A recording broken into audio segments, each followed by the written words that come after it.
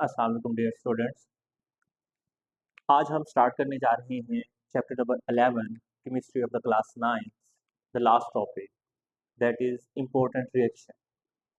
आज के लेक्चर में हम डिस्कस करेंगे कि अल्केन्स, हम हाइड्रोकार्बन वाला चैप्टर डिस्कस कर रहे हैं। फिर हाइड्रोकार्बन की एक फैमिली को हमने डिस्कस किया, जस्ट अल्केन्स को। अल्केन्स ऐसे कंपाउंड होते हैं जिसमें कार्बन और कार्बन के दरमियान में सिंगल बॉन्ड मौजूद हो। हमने उस फैमिली को डिस्कस किया, अल्केन्स होते क्या हैं, उनको नाम किस तरह से दिया जाता है, वो बनाए किस तरह से जाते हैं, और आज हम डिस्कस करने जा रहे हैं कि वो किस किस्म के रिएक्शंस शो करते हैं। रिएक्शंस का मतलब ये है कि जब हम अल्केन फैमिली के किसी एक मेंबर को किसी दूसरे केमिकल से रिएक्ट करवाना चाहें तो क्या वो रिएक्ट करता है या नहीं करता, अगर करेगा तो फिर प्रोडक्ट क्या बनेगा। और डिफरेंट मेंबर्स हैं उस फैमिली के, वो डिफरेंट रिएक्टेंट से रिएक्ट करके डिफरेंट प्रोडक्ट्स बनाते हैं। तो हम आज डिस्कस करने जा रहे हैं इंपॉर्टेंट रिएक्शन, जो कि हेडिंग है आपकी बुक में, लास्ट हेडिंग है इस चैप्टर की, जिसका नाम है इंपॉर्टेंट रिएक्शन। तो आइए सबसे पहले डिस्कस करते हैं रिएक्शंस। अल्केन्स किस तरह के रिएक्शंस देते हैं, देते भी हैं या फिर नहीं देते, या फिर जो उनकी रिएक्शंस रिएक्ट करने की जो सलाहियत है दूसरे केमिकल्स के साथ, दूसरे रिएक्टेंट्स के साथ, दूसरे कंपाउंड्स के साथ, वो कितनी है। तो हम स्टार्ट करने जा रहे हैं हमारा आज का लेक्चर, जो कि हमारे पास है इंपॉर्टेंट रिएक्शन।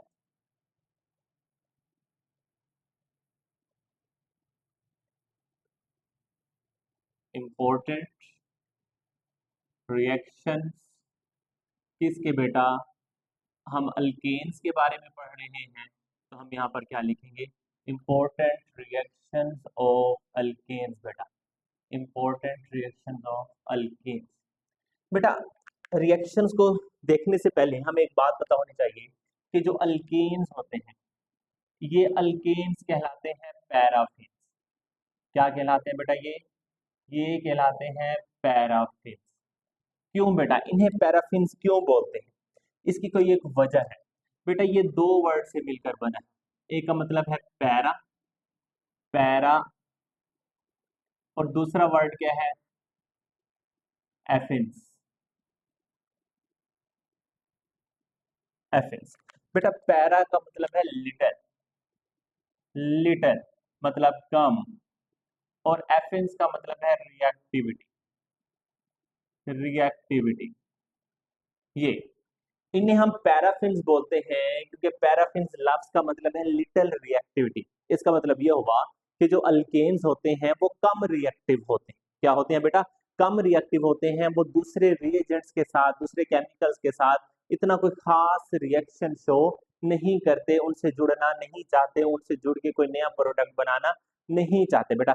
इसकी दो वजह, सबसे पहले हम इसको लाइन में लिख लेते हैं बेटा, alkanes, alkanes are called as, alkanes को क्या कहा जाता है बेटा, पैराफिन्स कहा जाता है बेटा। अल्केन्स आर कॉल्ड पैराफिन्स, क्यों बेटा, because they do not react with other chemical reagents appreciably, क्योंकि ये दूसरे केमिकल रिएजेंट्स के साथ कोई इतना खास रिएक्ट नहीं करते, कोई इतना आसानी से रिएक्ट नहीं करते।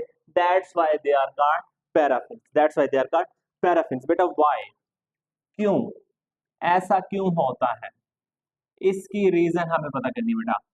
Why they are called paraffins, why they are called paraffins, इसके बेटा दो रीजन हैं। सबसे पहले रीजन आपके साथ डिस्कस करते हैं बेटा, दो रीजंस हैं, और सबसे पहली रीजन हमारे पास जो है वो आपके पास है बेटा सैचुरेशन। पहली रीजन मैं यहां पर लिख रहा हूं, saturation of bonds in alkanes, saturation of bonds in alkanes. बेटा ये पहली रीजन है कि ये लिटिल रिएक्टिव होते हैं, ये कम रिएक्टिव होते हैं, ये पैराफिन्स होते हैं। पहले रीजन ये है। आइए बेटा डिस्कस करते हैं वो होती क्या बेटा। In alkanes, In alkanes, the tetravalency of carbon atom, the tetravalency of carbon atom is fully satisfied, is fully satisfied. In alkanes, the tetravalency of carbon atom is fully satisfied. Each carbon atom is engaged in four covalent in four covalent bonds with other carbon atom and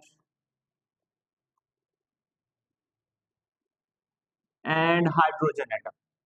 That's why they do not need, इन्हें जरूरत नहीं होती, they do not need to break bond and form new bond with any other reagent बेटा. Alkanes के अंदर carbon, जो carbon atom है, उसने 4 बॉन्ड्स बनाए होते हैं, उसकी वैलेंसी पूरी फुली सेटिस्फाइड होती है और वो चारों के चारों बॉन्ड कोवेलेंट इन नेचर होते हैं और चारों के चारों बॉन्ड सिग्मा बॉन्ड होते हैं. और हमें पता है कि सिग्मा बॉन्ड स्ट्रॉन्ग बॉन्ड है. जब उसने ऑलरेडी अपने 4 सिग्मा बॉन्ड बनाए हुए हैं तो उसे जरूरत नहीं है कि वो अपने स्ट्रॉन्ग बॉन्ड्स को तोड़े और किसी और रिएजेंट के साथ नया बॉन्ड बनाए. तो ये चीज उसे रोकती है कि नहीं भाई नहीं, तुम सैचुरेटेड हो, तुम्हारे ऑलरेडी पूरे 4 बॉन्ड पूरे हैं, तुम्हारी वैलेंसी पूरी है, फुली सेटिस्फाइड है, तो तुम किसी और से रिएक्ट ना करो, फजूल में ऐसे सरदर्दी पंगा ना लो, किसी और से रिएक्ट करने की तुम्हें जरूरत नहीं है. तो बेटा पहली तो वजह ये हो गई कि वो जो उसकी टेट्रा वैलेंसी है कार्बन की, वो टेट्रा वैलेंसी बेटा क्या होती है, फुली सेटिस्फाइड होती है. Each carbon atom is engaged in 4 covalent bond. Her carbon atom ने 4 बॉन्ड बनाए होते हैं. किसके साथ बनाए होते हैं बेटा? विद अदर कार्बन एटम, कोई दूसरे कार्बन एटम के साथ भी बना सकता है या फिर हाइड्रोजन एटम के साथ भी वो बना सकता है. That's why they do not need to break. इसलिए उन्हें अपना मजबूत बॉन्ड और वो सिग्मा बॉन्ड तोड़ने की जरूरत भी नहीं होती. They do not need to break bond and form new bonds with any other reagents. For example देखें, ये कार्बन है, इसने, अगर हम मीथेन की बात करें, मीथेन की बात करें तो ये अल्केन फैमिली का पहला मेंबर है. देखें इसने 4 बॉन्ड बनाए हुए हैं. पहला बॉन्ड, ये सिग्मा बॉन्ड, ये भी सिग्मा बॉन्ड, ये भी सिग्मा बॉन्ड और ये भी बेटा सिग्मा बॉन्ड. तो इसने 4 बॉन्ड बनाए हुए हैं, चारों कोवेलेंट हैं, चारों सिग्मास हैं. इसकी वैलेंसी क्या है? सेटिस्फाइड है, सेटिस्फाइड है. मैं यहां पर लिख देता हूं carbon make 4 bonds with hydrogen atom. उसने हाइड्रोजन एटम के साथ कितने बॉन्ड बनाए हुए? 4 बॉन्ड बनाए हुए. तो पहली तो बेटा रीजन ये हो गई कि ये लिटिल रिएक्टिव है, ये किसी और के साथ रिएक्ट नहीं करते, इसलिए हम इन्हें क्या बोलते हैं? पैराफिन्स बोलते हैं. दूसरी बेटा रीजन क्या हो सकती है? ये दूसरी रीजन क्या है उसको जरा डिस्कस करते हैं. दूसरी रीजन है non polar nature, non polar nature of alkanes. Alkanes की जो नेचर है वो नॉन पोलर होती है. अल्केन्स की नेचर क्या होती है? नॉन पोलर होती है. आए कैसे देखें बेटा? In alkanes, in alkanes carbon atom is linked, जुड़ी होती है बेटा किसके साथ? विद अदर कार्बन एटम किसी दूसरे कार्बन एटम के साथ, और हाइड्रोजन एटम, या फिर बेटा हाइड्रोजन एटम के साथ। किसके साथ जुड़ी होती है? या तो दूसरे कार्बन एटम के साथ जुड़ा होता है, या फिर किसके साथ? हाइड्रोजन एटम के साथ जुड़ा होता है बेटा। देयर इज नो और लिटल डिफरेंस किस चीज में बेटा? In electronegativities of carbon and hydrogen atom. Carbon और हाइड्रोजन एटम की इलेक्ट्रोनेगेटिविटी में या तो डिफरेंस नहीं होता या फिर बहुत ही कम डिफरेंस होता है।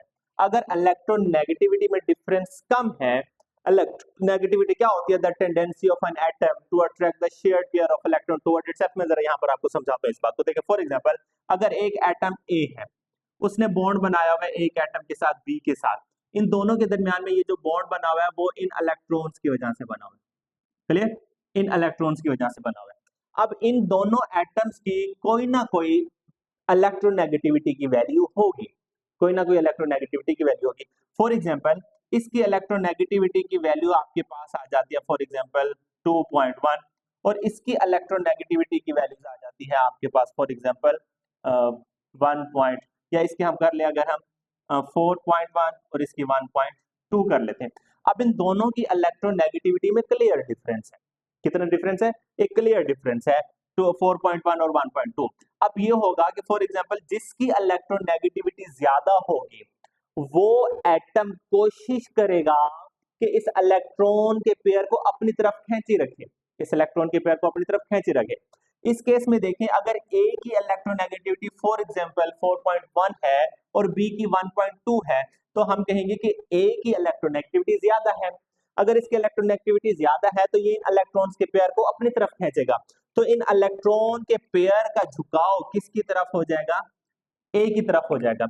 अब जैसे यहां पर एक बॉन्ड है, उसका जस्ट झुकाव हो जाएगा इस तरफ, लेकिन उसका नाता, उसका बॉन्ड बी के साथ बना रहेगा। ऐसा नहीं है कि वो बी को मुकम्मल तौर पर छोड़ के ए की तरफ चला जाएगा, नहीं। उन इलेक्ट्रॉन्स का झुकाव थोड़ा सा किस तरफ हो जाएगा? ए की तरफ हो जाएगा। जब इलेक्ट्रॉन्स का झुकाव ए की तरफ हो जाएगा तो बेटा आपके पास इलेक्ट्रॉन के ऊपर क्या चार्ज होता है? नेगेटिव। और अब झुकाव अगर ए की तरफ हो रहा है, मतलब ए की तरफ ज्यादा नेगेटिव चार्ज आ रहा है। अब वो ज्यादा, अगर इलेक्ट्रॉन मुकम्मल तौर पर छोड़ के आ जाते तो मतलब हम कहते सारा के सारा नेगेटिव चार्ज शिफ्ट हो गया है ए की तरफ, लेकिन मुकम्मल तौर पर नहीं छोड़ गया है, कुछ झुके हैं उसकी तरफ कुछ अट्रैक्ट हुए हैं। अगर कुछ की बात करें, जैसे मैं कह रहा हूं कुछ अट्रैक्ट हुए हैं, कुछ उसकी तरफ ज्यादा चले गए हैं नेगेटिव चार्ज इलेक्ट्रॉन्स के ऊपर, जो नेगेटिव चार्ज है, क्योंकि इलेक्ट्रॉन्स उसकी तरफ थोड़े ज्यादा चले गए, तो कुछ के लिए हम इंग्लिश में एक वर्ड यूज करते हैं पार्शल। तो इसका मतलब ये हुआ कि फिर ए के ऊपर क्या आ जाएगा? Partial negative charge. अब चूंकि इलेक्ट्रॉन्स बी से थोड़ा सा दूर चले जाएंगे, इसलिए अब इलेक्ट्रॉन्स उससे दूर चले गए, इट्स मीन कि उसके ऊपर उससे नेगेटिव चार्ज थोड़ा सा दूर चला गया। अगर नेगेटिव चार्ज उससे थोड़ा दूर चला गया तो फिर उसके ऊपर कौन सा चार्ज ज्यादा हो जाएगा? पॉजिटिव चार्ज थोड़ा सा ज्यादा हो जाएगा या कुछ ज्यादा हो जाएगा।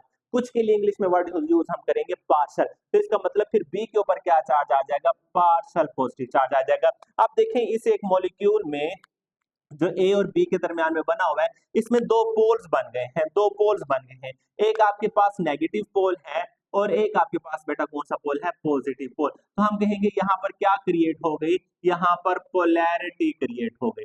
क्या क्रिएट हो गई? पोलैरिटी। इस वजह से फिर हम इस बॉन्ड को भी क्या बोल देंगे? ये पोलर बॉन्ड है। अच्छा, दोबारा बात ध्यान में रखें, ये पोलर बॉन्ड उस वक्त बना है जब इन दो एटम्स के दरमियान में इलेक्ट्रोनेगेटिविटी का वाजिया डिफरेंस है।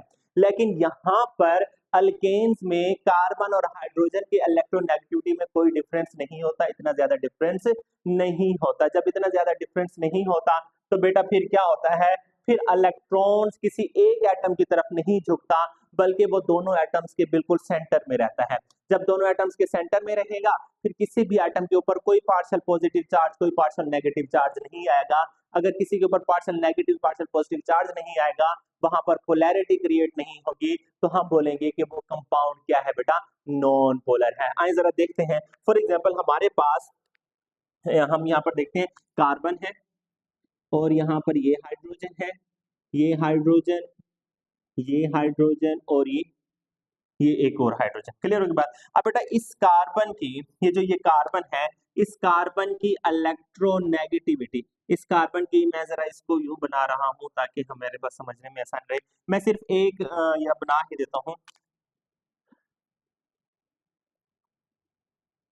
ये इस कार्बन की जो इलेक्ट्रोनेगेटिविटी है, इस कार्बन की जो इलेक्ट्रोनेगेटिविटी वो है 2.6, 2.6, और हाइड्रोजन की जो इलेक्ट्रोनेगेटिविटी है वो हमारे पास है 2.1। तो देखिए कोई इतना ज्यादा डिफरेंस नहीं है, कोई इतना ज्यादा डिफरेंस नहीं है, 0.5 का डिफरेंस है, जबकि इस केस में एक एप्रिसिएबल डिफरेंस था। अब जब ये डिफरेंस नहीं है तो इन दोनों के दरमियान में ये जो इलेक्ट्रॉन है, ये जो इलेक्ट्रॉन है, ये फिर इलेक्ट्रॉन, इसका मतलब ये हुआ कि अब किसी एटम की सलाहियत इतनी ज्यादा नहीं है कि वो इस इलेक्ट्रॉन के पेयर को अपनी तरफ क्या कर सके, खींच सके। अब ना ही तो कार्बन इसको अपनी तरफ खींचने की कोशिश कर रहा है ज्यादा, और ना ही हाइड्रोजन। क्यों? क्योंकि दोनों की इलेक्ट्रोनेगेटिविटी तकरीबन सेम है। जितना कार्बन इस इलेक्ट्रॉन के पेयर को अपनी तरफ खींच रहा है, उतना ही हाइड्रोजन इस इलेक्ट्रॉन के पेयर को अपनी तरफ खींच रहा है। जब दोनों की इलेक्ट्रॉन पेयर को अपनी तरफ अट्रैक्ट करने की टेंडेंसी बराबर है, तो इलेक्ट्रॉन पेयर किसी की तरफ नहीं झुकेगा, वो कहाँ रहेगा, एक सेंटर में रहेगा।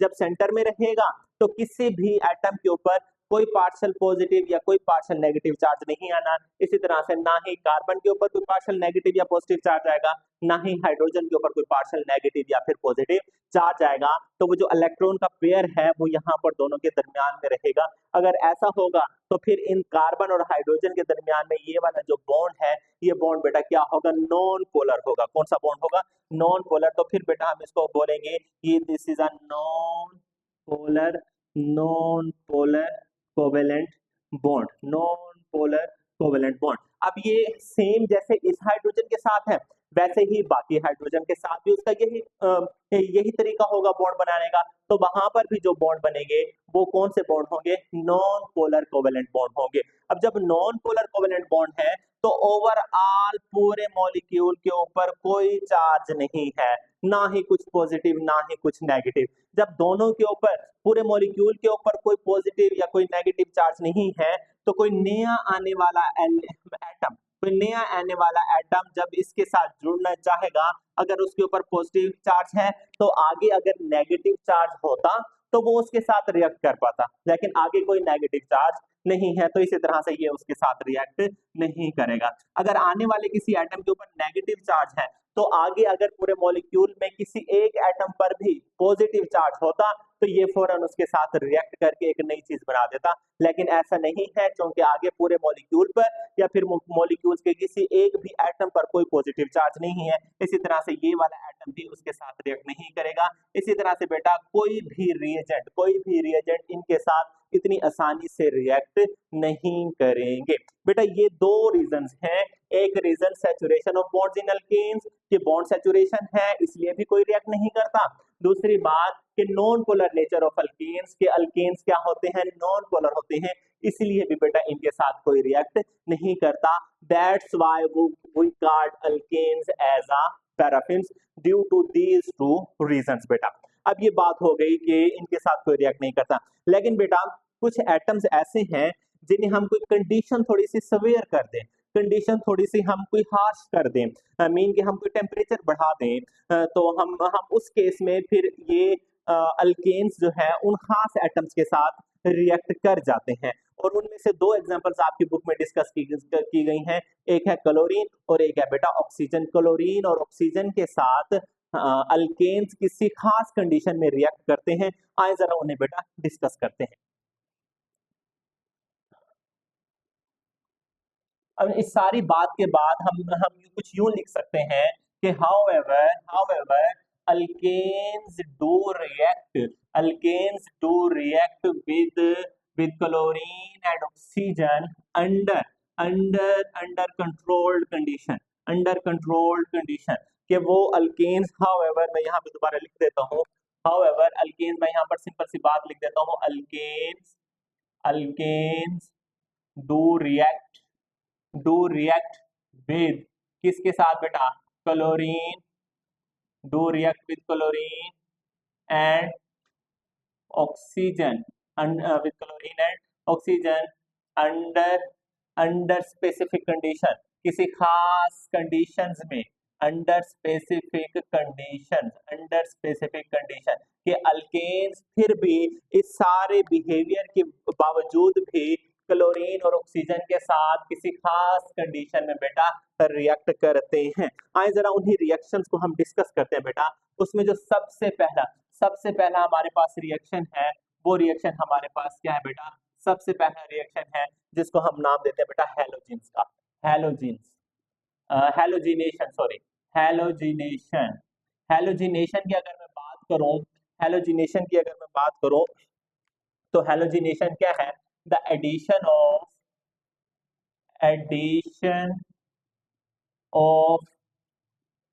Halogen, addition of halogen is called halogenation. कि अगर हम किसी हैलोजन के एटम को, हैलोजिनेशन, अगर हम किसी हैलोजन के एटम को किसी दूसरे मॉलिक्यूल में इंट्रोड्यूस करवाना चाह रहे हैं तो उस रिएक्शन को, उस प्रोसेस को बेटा हम क्या नाम देंगे? हैलोजिनेशन का नाम देंगे। या addition of halogen into into alkanes, in alkanes is called, उसको हम लिख सकते हैं इज कॉल्ड हैलोजिनेशन। कि अल्केन्स में जब हम हैलोजन का कोई एटम ऐड करेंगे तो उसको बेटा हम क्या बोलेंगे?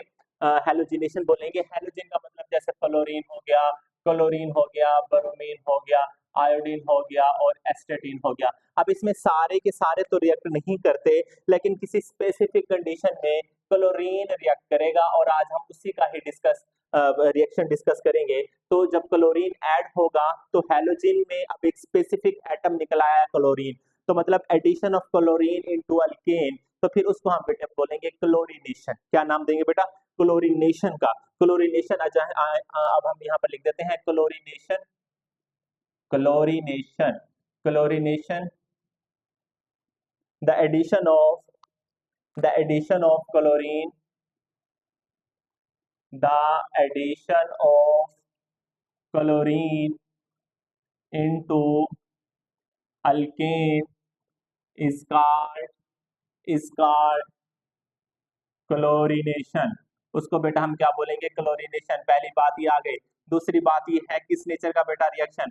It is a substitution, it is a substitution reaction. इसको हम बोलते हैं बेटा substitution reaction. Why it is called substitution reaction? ये तबादले का रिएक्शन होता है। तबादले का रिएक्शन का मतलब ये है कि अगर हम इसमें कोई क्लोरीन का एटम ऐड करना चाहते हैं तो हमें ऑलरेडी उसमें मौजूद जो हाइड्रोजन के एटम्स हैं उन्हें निकालना पड़ेगा। मतलब हाइड्रोजन को निकालेंगे तब ही जाके क्लोरीन लगाएंगे, वरना तो अदरवाइज कार्बन ने अपने 4 बॉन्ड बनाए हुए हैं, तो हम अगर क्लोरीन को ऐड करें तो फिर तो 5 बॉन्ड बनाने पड़ेंगे कार्बन को, जो कि कार्बन की कैपेबिलिटी नहीं है। कार्बन 5 बॉन्ड नहीं बना सकता, तो फिर हमें क्या करना पड़ेगा? वहां से हाइड्रोजन को निकालना पड़ेगा और क्लोरीन को ऐड करना पड़ेगा। इसका मतलब ये हुआ कि हमने हाइड्रोजन को रिप्लेस कर दिया किससे? क्लोरीन से। तो ये रिप्लेसमेंट के रिएक्शन है। रिप्लेसमेंट के लिए साइंस में, केमिस्ट्री में एक सोफिस्टिकेटेड वर्ड यूज किया जाता है सब्स्टिट्यूशन, के सब्स्टिट्यूट कर दिया हमने हाइड्रोजन को सब्स्टिट्यूट कर दिया किसे बेटा? क्लोरीन से। हाइड्रोजन को निकाल दिया और क्लोरीन उसमें ऐड कर दिया, इसलिए बेटा हम इन्हें क्या करते हैं? Substitution reaction. सब्स्टिट्यूशन रिएक्शन मैं लिख देता हूं बेटा, in these reaction, in reactions में होता क्या है? In these reactions hydrogen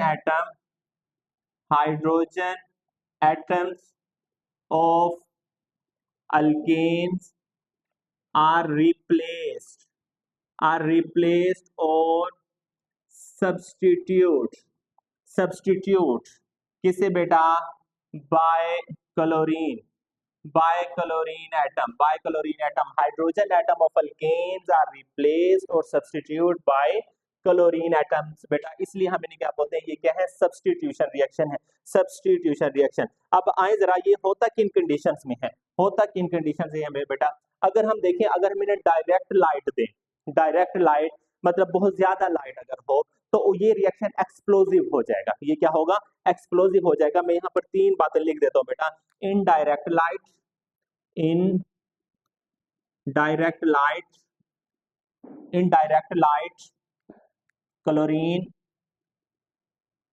chlorine react with chlorine, react with methane, chlorine methane के साथ रिएक्ट करती है कैसे?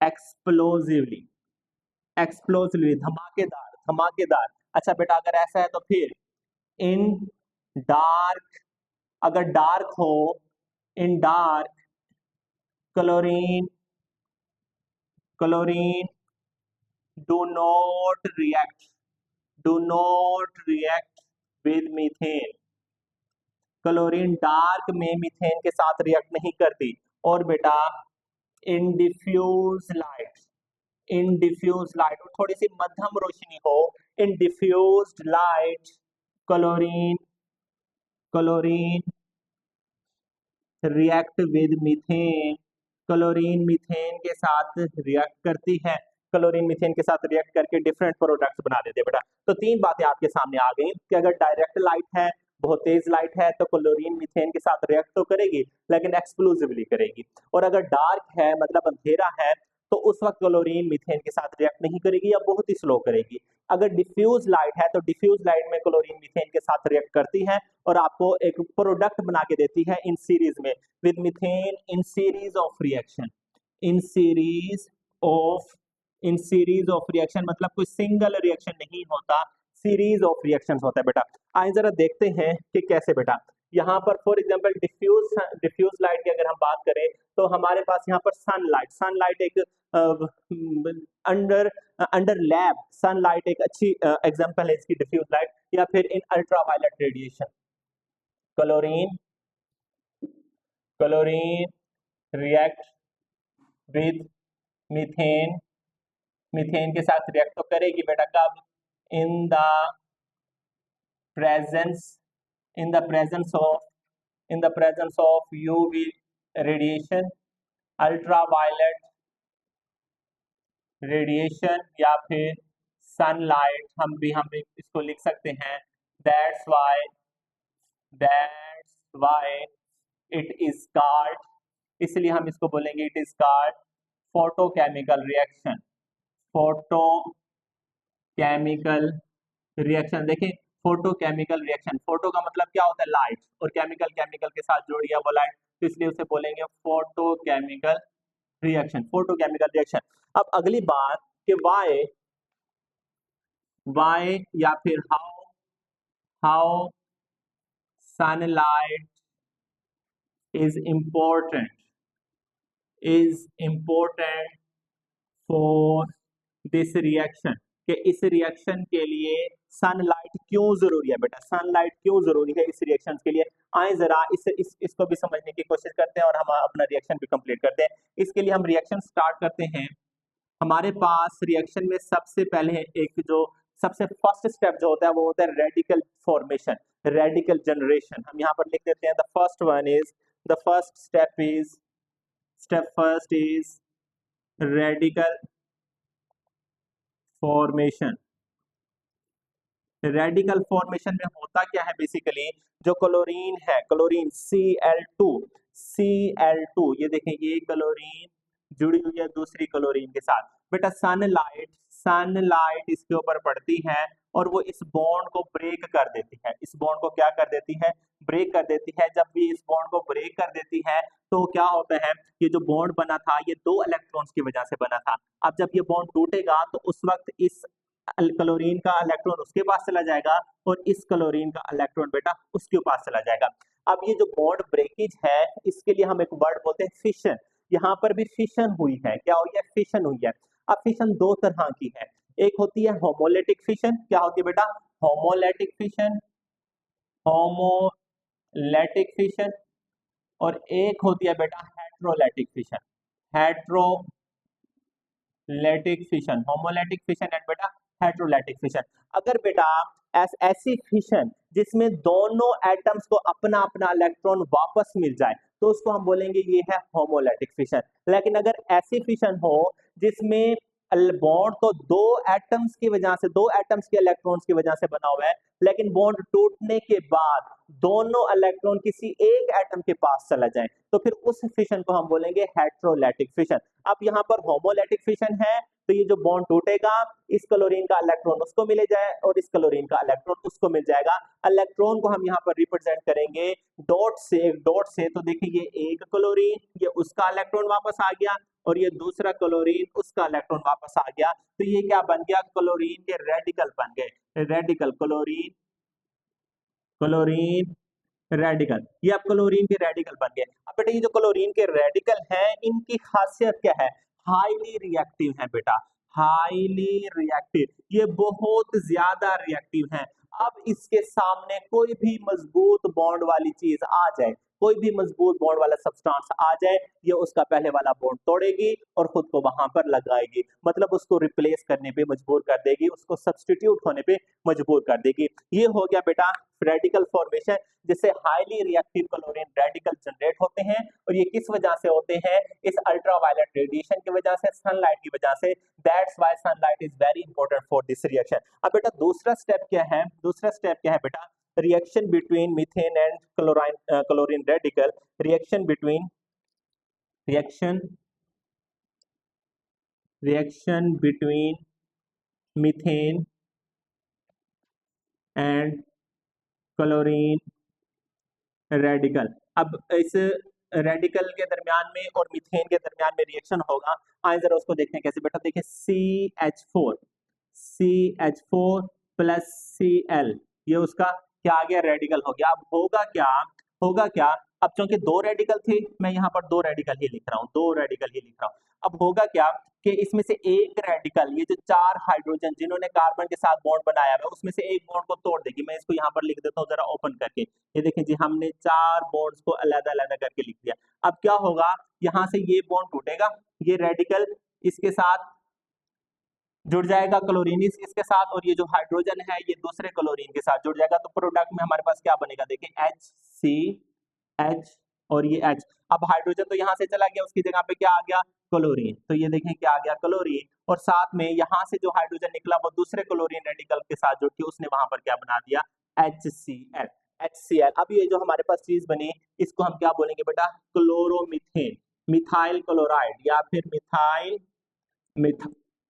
मिथाइल क्लोराइड या फिर क्लोरोमीथेन, मिथाइल क्लोराइड या फिर क्लोरोमीथेन। आइए जरा इसके नेक्स्ट रिएक्शंस भी देखते हैं कि क्या रिएक्शन यहीं पे रुक जाएगा या फिर आगे चलेगा। बेटा मैंने लिखा था सीरीज ऑफ रिएक्शन, मतलब सीरीज होती है रिएक्शंस की, रिएक्शन काफी सारे स्टेप्स में होता है।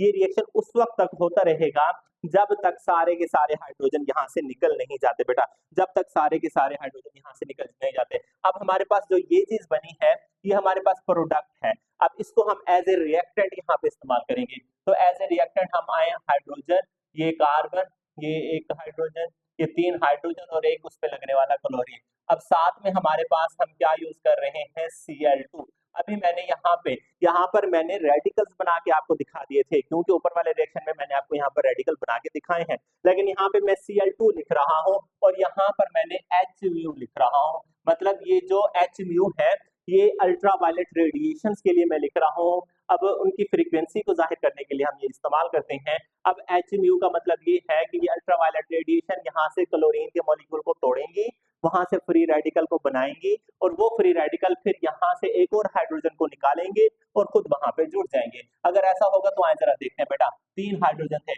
अब एक हाइड्रोजन और भी निकल जाएगा, तो पीछे कितने हाइड्रोजन रह जाएंगे, दो। जब दो हाइड्रोजन रह गए तो एक क्लोरीन पहले लगा हुआ था, एक क्लोरीन अब आके जुड़ गया, और यहाँ से जो हाइड्रोजन निकलेगा वो दूसरे क्लोरीन के साथ जुड़ के क्या बना देगा बेटा, HCl। अब इसकी में कितने क्लोरीन आ गए, दो, तो अब इसका नाम क्या बढ़ जाएगा बेटा, डाइक्लोरोमीथेन। क्या नाम पड़ जाएगा बेटा, डाइक्लोरोमीथेन। अब हमारे पास नेक्स्ट रिएक्शन में ये वाला हमारे पास क्या होगा, रिएक्टेंट होगा। इसको दोबारा एज ए रिएक्टेंट लिखते हैं। ये देखें, दो हाइड्रोजन और दो क्लोरीन, साथ में वही Cl2 और साथ में ये अल्ट्रावायलेट रेडिएशन। अब क्या होगा, ये फिर अल्ट्रावायलेट रेडिएशन इस क्लोरीन को तोड़ेंगे, रेडिकल बनाएंगे, उसमें से एक रेडिकल इस हाइड्रोजन को रिप्लेस कर देगा, और ये हाइड्रोजन दूसरे रेडिकल से जुड़ के क्या बना देगा, HCl बना देगा। आए जरा देखते हैं, ये देखें, पहले दो हाइड्रोजन थे, अब एक हाइड्रोजन और निकल जाएगा तो सिर्फ एक हाइड्रोजन रह जाएगा। कार्बन वैसे ये जी तीसरा क्लोरीन भी इसके साथ आकर जुड़ गया, और जो यहाँ से हाइड्रोजन निकला वो यहाँ से निकलने वाले दूसरे क्लोरीन के साथ जुड़ के उसने HCl बना दिया। अब इसमें तीन क्लोरीन है, तो इसे हम क्या, ट्राइक्लोरो ट्राइक्लोरोमीथेन, ट्राइक्लोरोमीथेन या फिर क्लोरोफॉर्म भी इसे बोलते हैं बेटा, ट्राइक्लोरोमीथेन या फिर क्लोरोफॉर्म, जो कि एनेस्थीसिया के लिए इस्तेमाल होता है बेटा। नेक्स्ट रिएक्शन में क्या होगा, यही ट्राइक्लोरोमीथेन या फिर क्लोरोफॉर्म दोबारा यहाँ पर एज ए रिएक्टेंट इस्तेमाल होगा और यहाँ पे वही 3 क्लोरीन और साथ में वही हम लगा देते हैं Cl2, ये उसकी अल्ट्रावायलेट रेडिएशन को रिप्रेजेंट कर रहा है। अब लास्ट वाला हाइड्रोजन भी यहाँ से निकल जाएगा, तो कार्बन के साथ कितने क्लोरीन जुड़ गए बेटा, 4 क्लोरीन जुड़ गए और अब इसका नाम 4 होगा।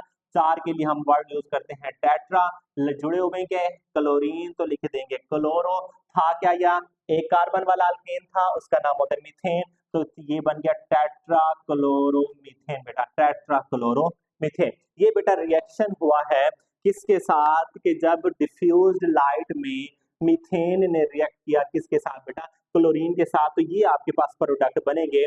आपकी एक्सरसाइज में क्वेश्चन भी है, right the name of products that are formed as a result of reaction between methane and chlorine। तो पहला आपके पास प्रोडक्ट क्या बन रहा है, मिथाइल क्लोराइड, मैंने स्ट्रक्चरल फार्मूले भी लिख दिए हैं साथ साथ। मिथाइल क्लोराइड आपकी बुक में कंडेंस्ड फार्मूले लिखे हुए हैं और स्ट्रक्चरल फार्मूले फिर नीचे दिए हुए हैं, मैंने साथ रिएक्शन में ही स्ट्रक्चरल फार्मूले लिख दिए हैं। पहला आपके पास मिथाइल क्लोराइड या फिर क्लोरोमीथेन, क्लोरोमीथेन भी इसको बोल सकते हैं, डाइक्लोरोमीथेन भी बन गया, ट्राइक्लोरोमीथेन जिसको क्लोरोफॉर्म बोलते हैं, और साथ में एक टेट्रा क्लोरोमीथेन, ये भी आप या टेट्रा क्लोरोमीथेन या फिर इसको कार्बन टेट्रा क्लोराइड भी बोल सकते हैं।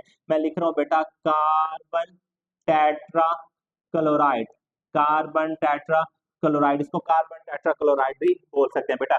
ये तो था पहला रिएक्शन। मैंने यहाँ पर लिखा था कि अल्केन्स रिएक्ट करते हैं क्लोरीन और ऑक्सीजन के साथ अंडर स्पेसिफिक कंडीशन, तो यहाँ पर हमने स्पेसिफिक कंडीशन क्या दी बेटा, यहाँ पर हमने यूवी रेडिएशंस दी, यहाँ पर हमने उसे सनलाइट दी, हमने डायरेक्ट लाइट में रिएक्शन नहीं कराया, हमने डार्क में रिएक्शन नहीं कराया, हमने यहाँ पे अल्ट्रावायलेट रेडिएशंस की प्रेजेंस में रिएक्शन कराया है, तो इसके फिर हम क्या बोल सकते हैं कि अंडर स्पेसिफिक कंडीशन बेटा। ये तो कहानी थी अल्केन्स के रिएक्शंस की, किसके साथ बेटा, अल्केन्स के रिएक्शंस की क्लोरीन के साथ। आइए जरा नेक्स्ट रिएक्शन में हम चेक करते हैं, reaction of alkanes with oxygen. तो उन रिएक्शंस को हम कैसे बोलते हैं, जैसे इनका नाम मैंने लिख दिया था कि इसे हम हैलोजिन बोलते हैं, हैलोजिनेशन बोलते हैं, तो उन रिएक्शंस को हम बेटा फिर क्या बोलते हैं, उन रिएक्शंस को हम नाम देते हैं बेटा कंबस्टन रिएक्शन बेटा, combustion reaction, combustion, combustion reaction मतलब जलने वाले रिएक्शन, जिसमें अल्केन्स जल जाती हो, जल के वो कोई नई चीज बना देती हो बेटा, कंबस्टन रिएक्शन।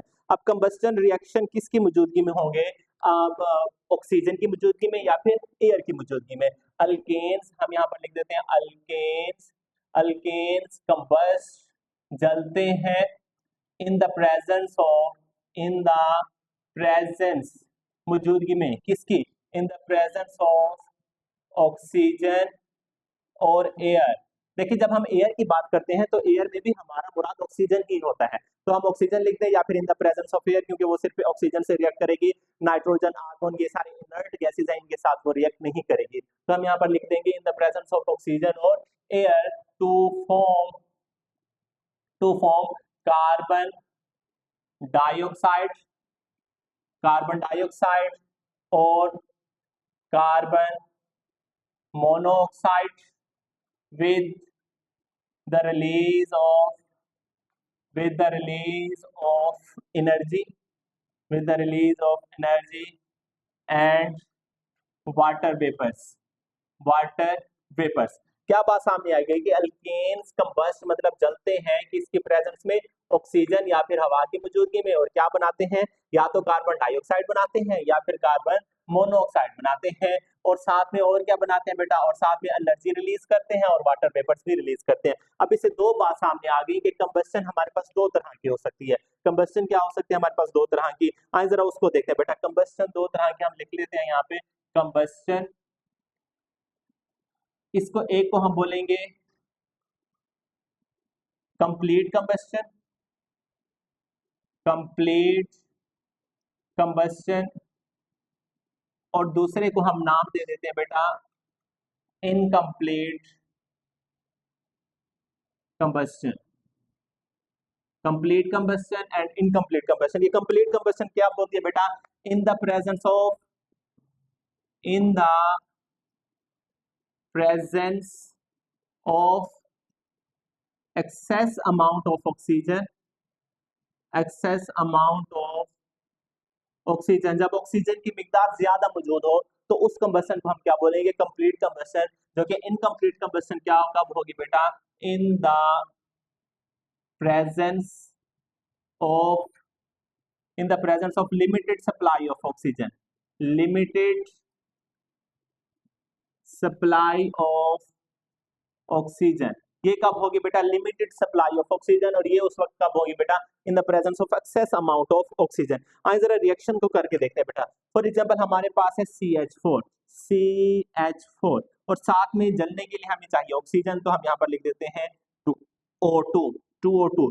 प्रोडक्ट हमारा क्या बनेगा, प्रोडक्ट हमारा बनेगा CO2 प्लस बेटा 2H2O, और साथ में क्या चीज रिलीज होगी बेटा, एनर्जी रिलीज होगी, एनर्जी रिलीज होगी। आपने एक बात ध्यान में रखनी है कि रिएक्टेंट्स वाली साइड पे और प्रोडक्ट वाली साइड पे नंबर ऑफ एटम्स को आपने बेटा इक्वल कर लेना है। देखें इस साइड पे कार्बन कितने हैं, एक, इस साइड पे भी कार्बन कितने हैं, एक, इस साइड पे हाइड्रोजन कितने हैं बेटा, 4 हाइड्रोजन है, इस साइड पे कितने हाइड्रोजन है, 2 2 4, इस साइड पे भी 4 हाइड्रोजन है, मतलब कार्बन भी बैलेंस है, हाइड्रोजन भी बैलेंस है। ऑक्सीजन की बात करें, कितने ऑक्सीजन है, 2 2 4, रिएक्टेंट साइड पे 4 ऑक्सीजन है, तो प्रोडक्ट साइड पे कितने ऑक्सीजन है बेटा, 2 ऑक्सीजन ये हो गई, और ये 2 ऑक्सीजन ये हो गए, तो यहाँ पर भी कितने ऑक्सीजन है, 4 ऑक्सीजन है। तो हमारी ये इक्वेशन क्या है, बैलेंस है। ये है reaction of methane with oxygen. अब हम करेंगे रिएक्शन ऑफ, यहाँ पर मैं बल्कि नीचे मेंशन कर देता हूँ, ये मीथेन है हमारे पास, मीथेन, ये क्या है हमारे पास,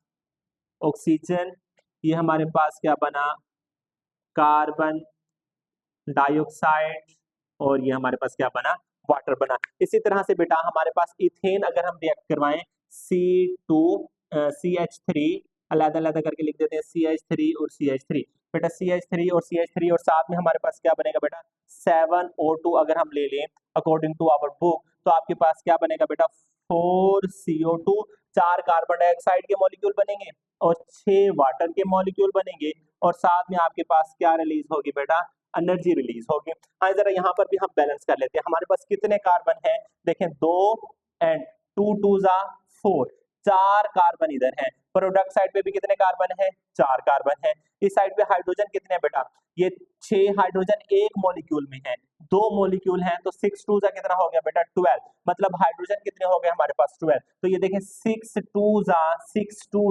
12, 12 हाइड्रोजन, मतलब रिएक्टेंट साइड पे हाइड्रोजन की तादाद और प्रोडक्ट साइड पे हाइड्रोजन की तादाद क्या हो गई बेटा, बराबर हो गई। आइए जरा ऑक्सीजन को बैलेंस करते हैं, 7 2 बेटा 14, 14 ऑक्सीजन है रिएक्टेंट साइड पे, प्रोडक्ट साइड पे आए देखिए कितने ऑक्सीजन है बेटा, 4 2 8 ऑक्सीजन इधर हो गए, और बेटा 6 ऑक्सीजन यहाँ पर हो गए, तो यहाँ पर भी हमारे पास 14 ऑक्सीजन, यहाँ भी 14 ऑक्सीजन और यहाँ पर भी बेटा 14 ऑक्सीजन, दोनों साइडों पे हमारे पास बेटा हर एटम की तादाद क्या है, बराबर है। मैं यहाँ पर नीचे लिख देता हूँ, ये आपके पास क्या है बेटा, इथेन है, और यहाँ पर ऑक्सीजन के 7 मॉलिक्यूल हमने इस्तेमाल किए हुए हैं, ये आपके पास क्या बनी बेटा, कार्बन डाइऑक्साइड बन गई, और साथ में ये आपके पास क्या बन गया, वाटर। ये तो था combustion reaction in the presence of excess amount of oxygen, जो कि बुक में दिया हुआ है। लेकिन एक और बात जो बुक में तो नहीं दी हुई लेकिन एक्सरसाइज में पूछा हुआ है, उसको जरा आगे चेक करते हैं, वो क्या है, इन the presence of limited supply of oxygen. अगर लिमिटेड सप्लाई ऑफ ऑक्सीजन है तो उसका रिएक्शन जरा हम देखते हैं बेटा। फॉर एग्जांपल आपके पास है 2CH4 plus 2CH4 plus 3O2, अब आपके पास क्या बनेगा बेटा, 2CO प्लस 4H2O, और साथ में आपके पास इसमें इतनी ज्यादा एनर्जी जनरेट नहीं होती। अब आए जरा यहाँ पर भी हम बैलेंस कर लेते हैं, कार्बन एटम कितने हैं, 2 कार्बन एटम, यहाँ पर भी कार्बन एटम कितने हैं बेटा, 2 कार्बन एटम। अगर हाइड्रोजन की बात करें तो देखें 4 2 8, और यहाँ पर भी हाइड्रोजन कितने हैं, 4 2 8। ऑक्सीजन की बात करें कितने हैं बेटा, 3 2 6, यहाँ पर ये देखें 2 ऑक्सीजन यहाँ पर हो गए और 4 ऑक्सीजन यहाँ पर हो गए, तो यहाँ पर जो हमारा प्रोडक्ट बना वो प्रोडक्ट क्या है, कार्बन कार्बन मोनो ऑक्साइड बना बेटा, कार्बन मोनोऑक्साइड। अब आपने एक बात ध्यान में रखनी है, जब एक्सेस अमाउंट ऑफ ऑक्सीजन आप दे रहे हैं तो प्रोडक्ट बनेगा कार्बन डाइऑक्साइड, और जब आप लिमिटेड सप्लाई ऑफ ऑक्सीजन दे रहे हैं तो प्रोडक्ट क्या बनेगा बेटा, आपके पास कार्बन मोनोऑक्साइड। ये बात आपने ध्यान में बेटा याद रखनी है। आपकी बुक में ये बात पूछी हुई है, ये सवाल पूछा हुआ है, तो आप उसमें रिएक्शन दे के आगे बता सकते हैं कि ये प्रोडक्ट आपके पास बनेगा बेटा। ये था हमारे इस चैप्टर का चैप्टर नंबर 11 हाइड्रोकार्बन का लास्ट टॉपिक। इसके बाद हम फिर नेक्स्ट चैप्टर स्टार्ट करेंगे। तब तक के लिए बेटा अल्लाह हाफिज।